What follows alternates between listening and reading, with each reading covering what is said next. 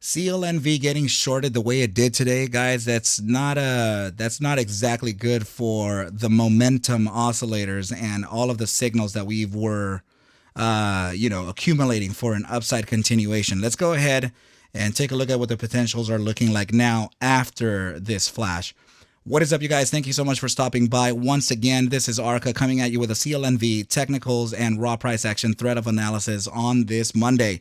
Before we get started, please make sure to subscribe to the channel, like the video, and share the video with a friend so that you and them could consider joining our trading community in Discord called ARCa Bulls.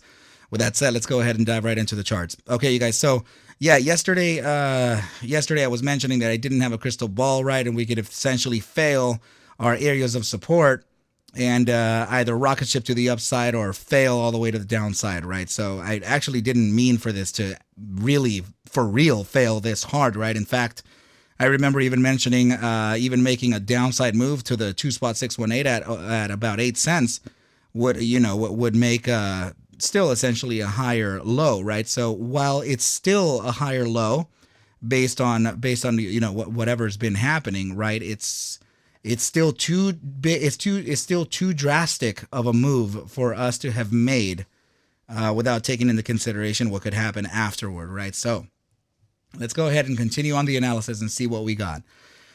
All right, so we essentially came back down to the same areas where we were at about, I would say, in the late part of January. We were literally consolidating in this area for quite a while, right? So in relevance to this support range, then in my immediate sight is about 706. Okay, so the bottom side of that support would actually be, it would actually be something like this. We would actually face the potential testing of this diagonal line from the pennant that we were riding in, right? So go ahead and please notice this, okay? So we can potentially do something along the lines of this. So know that the range I'm looking at entirely would actually be from about 650 to about 706, okay?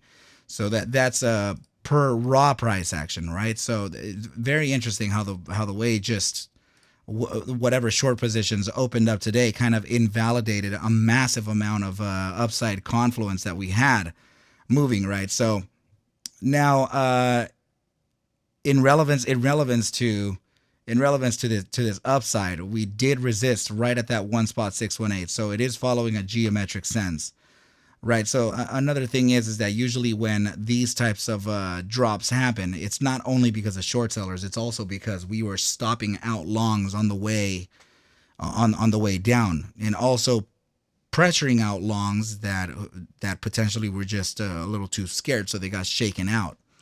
Okay, so that's usually something that can happen before a massive upside, but in the technical aspect here, I can actually see that there's still a downside continuation to look at. Okay, so particular to the bi-daily time frame, I have a couple things to touch on right here. Okay, so please go ahead and notice that the bottom side of this regression line would land, let's see, right at about 694. Okay, so just about 7 cents. Which is sharing a lot of confluence here between these areas here, right? So you have about that 706 to about the bottom side of about 651, right? So it does match there as well for a bottom side support before a continuation to the upside.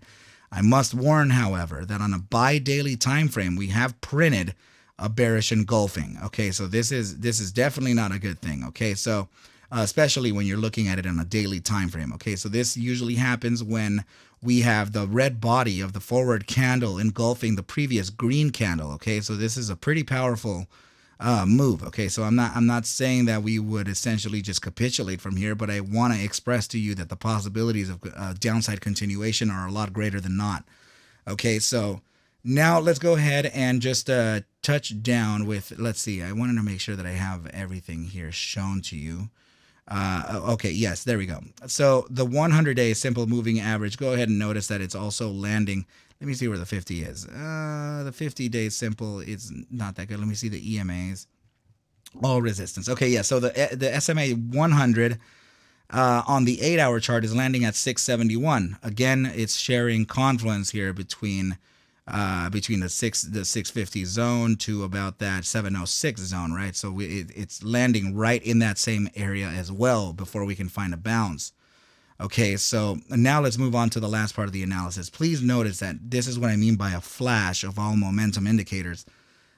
This is the immediate short-term 1 hour. It is suggesting downside continuation here. Please notice that the 6 hour is at a nosedive, and also the 12 hour and the buy daily. Let's see what the daily is doing. Okay, so daily is also on a nosedive.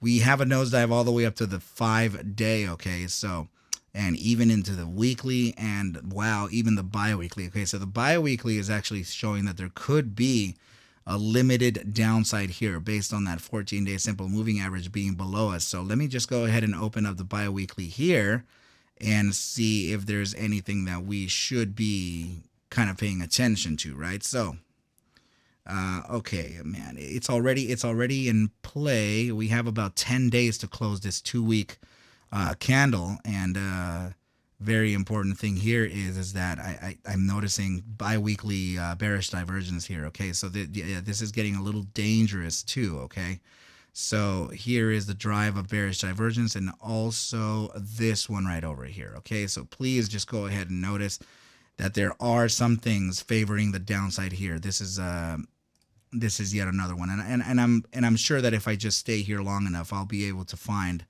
a few more drives as well. Okay, so this is definitely bearish divergence in play right now. Okay, so it's on a bi-weekly time frame too. So the downside from the 14-day, from the RSI signal to the 14-day simple it could be in line. It could be in line with the bottom side target of about 648, but I do have to warn that it's a bi-weekly, right? So bi-weeklies tend to be a little more powerful. So if that were the case, then, probably a space of about 480 to about 430 or just about 4 cents flat could be an area to kind of look out for. Okay, so I need everybody to remember to practice your risk management. Okay, make sure to honor those stop losses no matter what. So in case things like these happen, we are protected, right? So I really feel super bad for a lot of the longs in this situation. Okay, because this was an unexpected short event, and definitely not something that we were looking at, or not even the technicals were suggesting. In fact, the technicals were suggesting a continuation to the upside. Okay, so but that is actually a pretty good place for me to leave off the video, guys, as I do not have any more to add to this. Okay, but we do have some downside continuation. Okay, actually there could be some more. Let me just go ahead and open up this and see what we got. Yeah, okay, so for sure that is what we're looking at. Okay, you guys, I want you to please be very careful. Okay, the other thing here, let me see if we have any. No, actually we don't. Okay, so that would, the nearest one would be the bi-weekly, so it could be trading there. Okay, so yeah, guys, so with that said, please remember, I'm not a financial advisor. Take whatever I do show and iterate within these videos as just a form of entertainment, as I cannot suggest for you to buy or sell any assets whatsoever. I need you to do your own due diligence, and everything will be just fine. Okay, but with that said, I wish you well, a very good night, and I will catch you at the bell mañana. Adios.